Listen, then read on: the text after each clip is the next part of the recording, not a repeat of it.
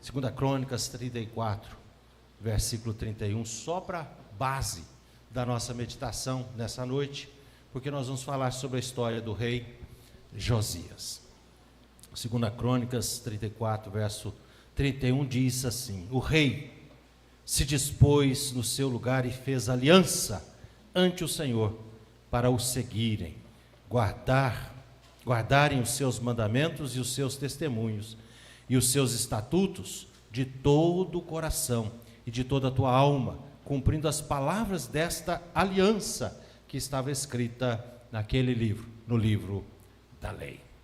Amados irmãos, esse então é mais um texto dos quais nós vamos acompanhando aí a história do livro das Crônicas, para falar sobre os grandes feitos do Senhor na vida desses reis. Então nós vamos falar hoje sobre Josias.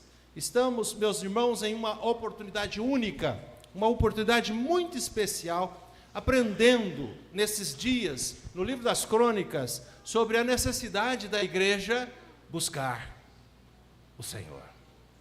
Fato esse de quando a igreja busca o Senhor, nós lemos isso em 2 Crônicas 7, no capítulo 7, do verso 13 e no verso 14. Vem a dificuldade no verso 13. Vem os empecilhos, vem tudo aquilo que travanca, que dificulta a nossa vida. E aí vem o verso 14 do livro das Crônicas, do capítulo 7, diz que se o meu povo, que se chama pelo meu nome, se humilhar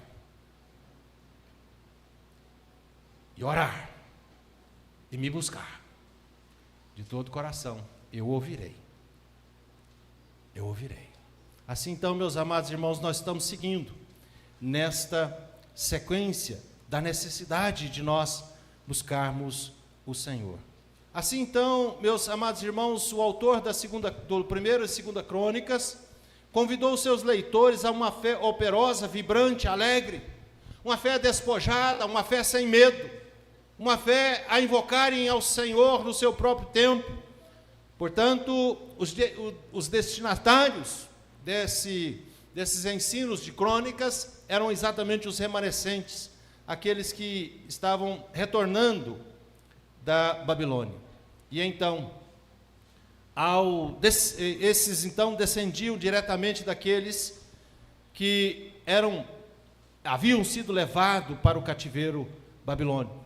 O relato de Josias, meus amados irmãos, é um convite para cada um de nós nos tornarmos crentes mais fiéis, crentes mais zelosos, crentes mais comprometidos, crentes mais sinceros em nosso relacionamento com o Senhor. Josias, nesse texto, no primeiro verso, do capítulo 34, vai dizendo a respeito do reinado de Josias. Tinha ele 8 anos de idade, quando começou a reinar. Fez, verso 2, o que era reto perante o Senhor. Andou em todo o caminho de Davi, seu pai, e não desviou nem para a direita e nem para a esquerda. Josias buscou a Deus quando ainda era um menino, quando ainda era um adolescente, e a partir então dos 16 anos de idade começou a fazer as mudanças necessárias na casa do Senhor. Aos 20 anos de idade, ele fez mudanças mais radicais que pudesse existir no seu tempo, ou que um rei de Israel pudesse realizar. Quando nós olhamos para o verso 3 do capítulo 34, descreve-se porque no 8º ano do seu reinado, sendo ainda moço, se ele começou assim então com 8 anos de idade, agora 12 anos depois, com 20 anos, começou a buscar o Deus de Davi, seu pai, e no 10º ano começou a purificar a Judá, a Jerusalém, dos altos dos postes ídolos e das imagens, escultura e de fundição. Esse homem então começou de uma forma radical a fazer as mudanças necessárias, que nenhum outro rei havia feito ainda depois de seu pai Salomão, depois de Salomão. Assim então Josias foi o único que conseguiu, de forma absoluta, fazer mudanças radicais e centralizar, ou voltar à centralidade do culto a Deus. Portanto, ele faz aliança com Deus. Ele faz uma aliança de adoração somente a Deus e a nenhum outro deuses possíveis. Portanto, o texto nos diz que Josias buscou o Senhor e Josias fez o que era reto perante o Senhor, sem desviar. Lemos lá no capítulo 23, no verso 35, antes dele não houve outro rei que lhe fosse semelhante, que se convertesse ao Senhor de todo o seu coração, de toda a sua alma e de todas as suas forças, segundo toda a lei de Moisés, e depois dele nunca se levantou outro rei igual. Portanto, meus amados irmãos, Josias exercitou o juízo, Josias exercitou a justiça, além de julgar a causa do aflito, do necessitado, e por isso tudo caminhava bem para o seu reinado, segundo Jeremias capítulo 22, 15 e 16. Portanto, meus amados irmãos, eu quero destacar nessa noite nas condições das quais nós precisamos adorar a Deus. Nós precisamos fazer aliança com o Senhor. E a primeira aliança, meus amados irmãos, que nós precisamos na adoração a Deus é sermos zelosos. Sermos zelosos na nossa adoração. O rei então desmontou com zelo, mesmo sem saber de tudo sobre a Bíblia. Ele só conhecia aqui o livro da lei do Senhor. A escritura havia sido então completamente desconsiderada, a idolatria havia aumentado nos dias de Manassés, nos dias de Amon, e se nós olharmos para crônicas, nós tomaremos conhecimento disso. E sempre que a Bíblia, já falei isso aqui, sempre que a Bíblia é deixada de lado, quando nós deixamos de estudar a nossa Bíblia, podem ter certeza, meus amados irmãos, haverá com certeza um crescimento da impiedade, um crescimento do pecado, um crescimento das incertezas dentro do nosso coração. Quando Deus é abandonado, quando Deus é deixado de lado, a nossa vida vira de ponta cabeça. A nossa vida vira, meus amados irmãos, uma bagunça. E Josias então rompeu com aquele estado de acomodação, empreendendo então a mais completa reforma da história de Judá, dos versos 3 ao verso 7.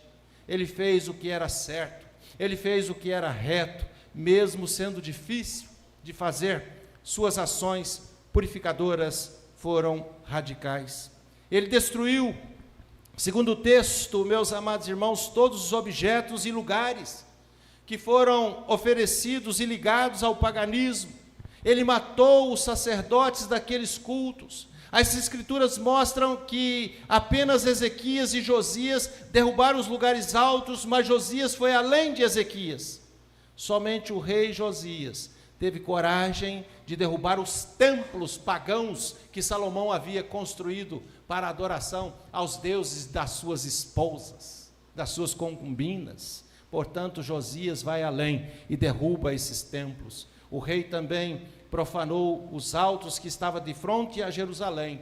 Assim então, meus amados irmãos, todos esses templos edificados por Salomão, rei de Israel, para Astarotes, abominação dos sidônios, para os quemos, abominação dos moabitas, e para Milcom, abominação dos filhos de Amon. Semelhantemente, fez em pedaços as colunas e cortou também todos os postes ídolos, e o lugar onde estava, ele encheu de ossos humanos. Isso encontra-se em 2 Reis, no capítulo 23, versos 13 e 14. A pergunta para nós é: qual teria sido, meus amados irmãos, o valor dessas informações para os leitores originais desta postagem de 2 Crônica?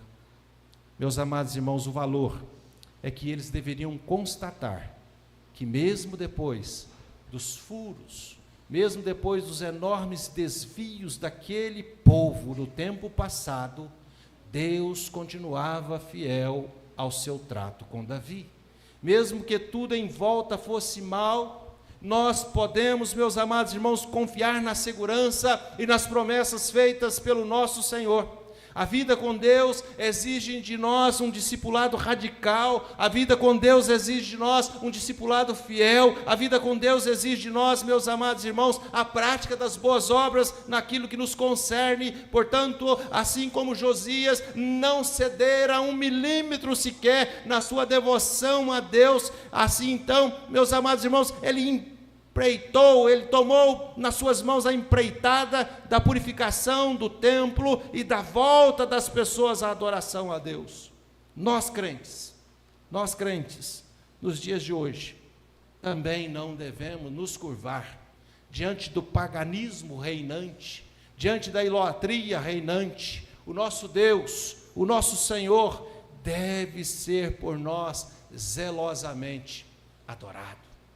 Assim então, meus amados irmãos, na nossa adoração, nós precisamos ser zelosos. A segunda coisa que nós aprendemos ainda com o rei Josias nesse texto, é que para nós desenvolvermos a nossa adoração a Deus, nós precisamos ser mais comprometidos.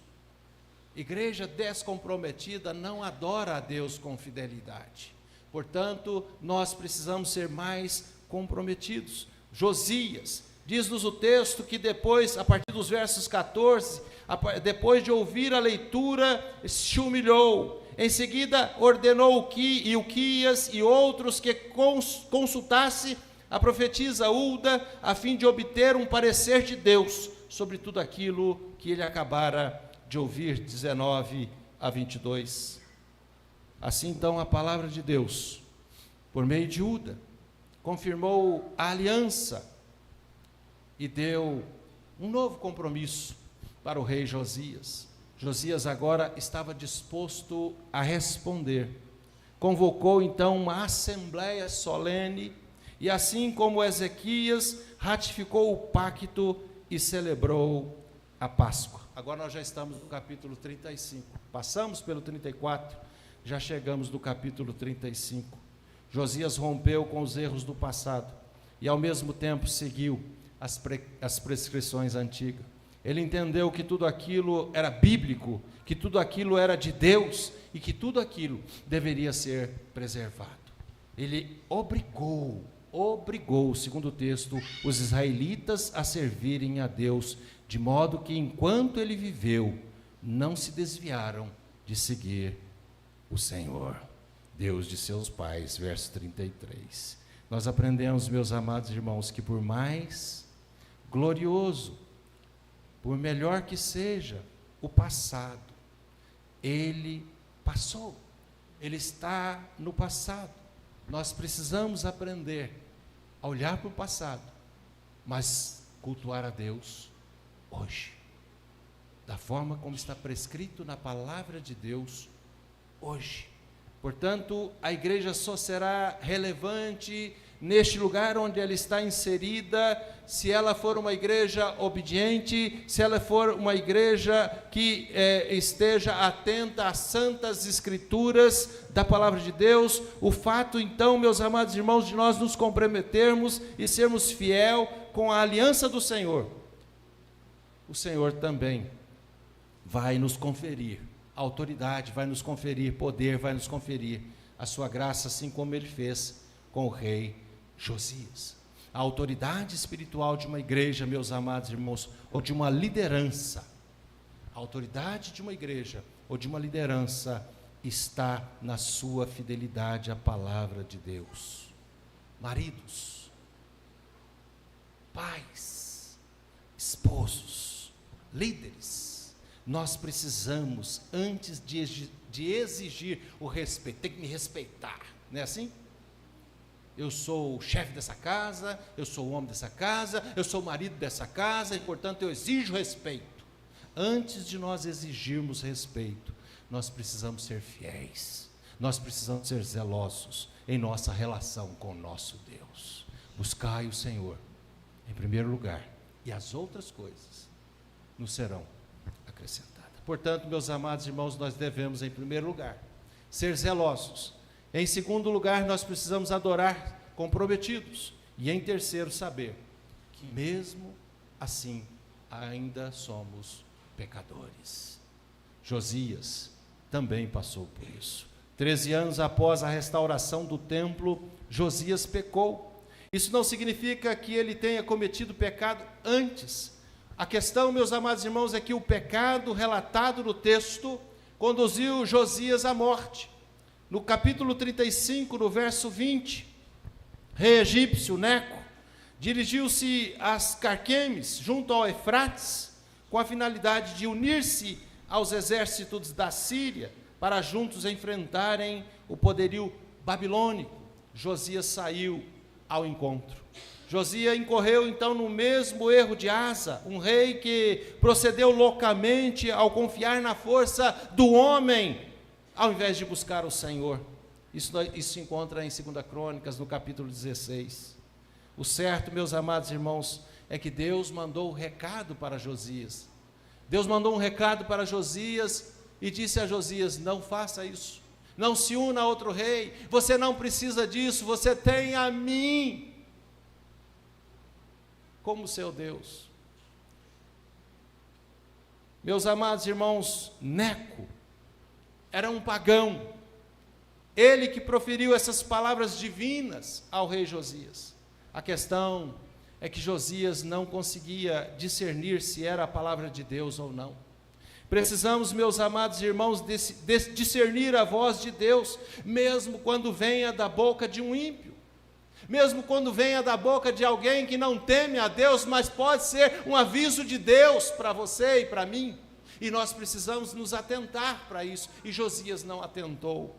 O padrão de Deus era que ele devia buscar a Deus em cada batalha, ele devia buscar a Deus em todo o tempo, e assim então, ele só seria confirmado no seu reino se ele buscasse a Deus, mas ele fez aliança. Neco então havia proibido Josias de batalhar. Assim então, Josias não deu ouvido ao aviso divino, ele se disfarçou, capítulo 35, verso 22, e saiu a pelejar no vale do Megido. Não se sabe, meus amados irmãos, os historiadores não relatam ao certo o que levou ele a vestir um disfarce. O triste relato é que ele foi ferido pelos flecheiros.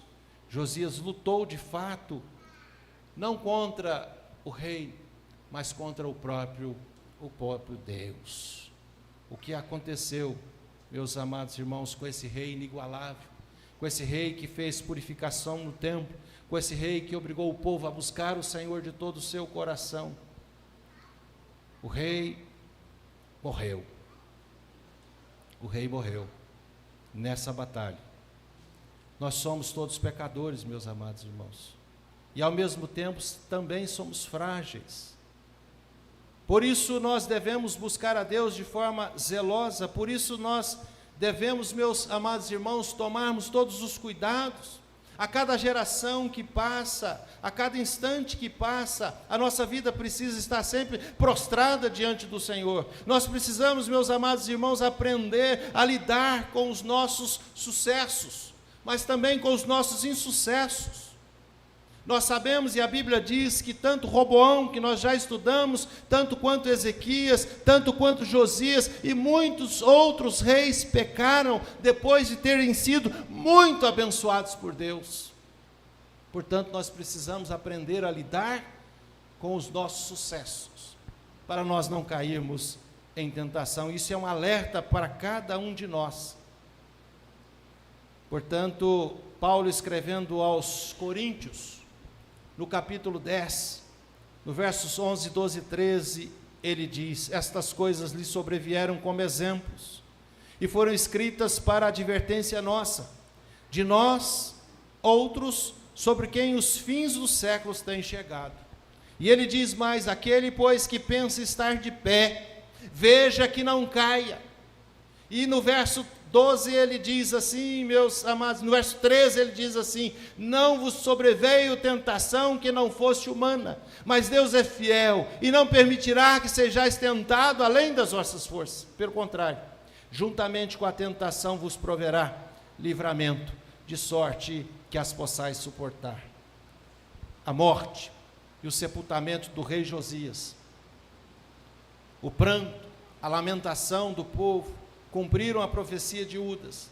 Josias reuniu-se com os seus pais, foi recolhido em paz à sepultura, não viu todo o mal que Deus enviou sobre os moradores de Judá. Depois dele, uma das maiores necessidades, meus amados irmãos, uma das maiores necessidades da nossa igreja, é de nós sermos zelosos na nossa caminhada com o Senhor, na nossa comunhão com o nosso Deus. Como fazer isso, meus amados irmãos? Olhando para os bons exemplos daqueles que vieram antes de nós, daqueles que nos antecederam, como o rei Josias. Não é nada fácil nós rompermos com os erros cometidos por alguém muito querido da nossa comunidade, mas Josias fez isso ao demolir os santuários, as divindades pagãs construídas por Salomão, pelo rei Salomão. Não é nada fácil, meus amados irmãos, nós contrariarmos os desejos da maioria, e nós sabemos que muitas vezes a maioria parece ter razão, não é verdade? A maioria tem razão. Não é verdade, nem sempre a maioria tem razão. Eis o caso de Caleb e Josué, 10 espias contra 2, e os 2 estavam com a razão. Então nem sempre a maioria está com a razão. Josias nos ensina, meus amados irmãos, que não há fidelidade à parte do nosso Redentor. Somente a intercessão do Senhor Jesus Cristo a nosso favor pode nos dar a garantia de sucesso, pode nos dar, meus amados irmãos, a certeza, porque Ele diz que está conosco todos os dias, até a consumação do século. No salmista, no Salmo 69, no verso 9, diz: não sejam envergonhados por minha causa os que esperam em Ti, ó Senhor. Deus dos exércitos, nem por minha causa sofram vexame os que Te buscam, ó Deus de Israel. Somente em Jesus Cristo, meus amados irmãos, que viveu uma vida santa, uma vida sem pecado, que nunca envergonhou o seu Pai, que nunca envergonhou o seu povo, assim também nós devemos adorar a Deus com zelo. Nós devemos, meus amados irmãos, contemplar a Cristo, o Cristo perfeito, o Cristo amado, o Filho de Deus.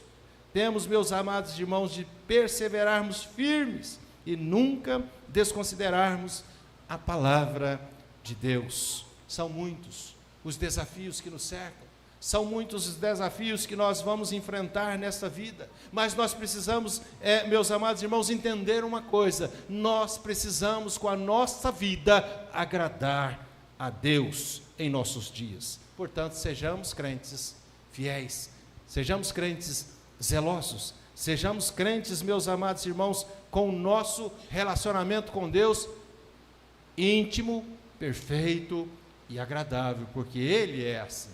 A vontade dEle é boa, a vontade dEle é perfeita e a vontade dEle é agradável. Portanto, nós devemos adorar a Deus de forma zelosa. Nós precisamos adorar a Deus de forma comprometida. E nós precisamos adorar a Deus sabendo que nós somos pecadores e que Ele é um Deus santo, um Deus justo, um Deus perfeito e que merece toda a honra e toda a glória em todo o tempo. Amém? Deus abençoe a todos. Cantemos, meus amados, o hino.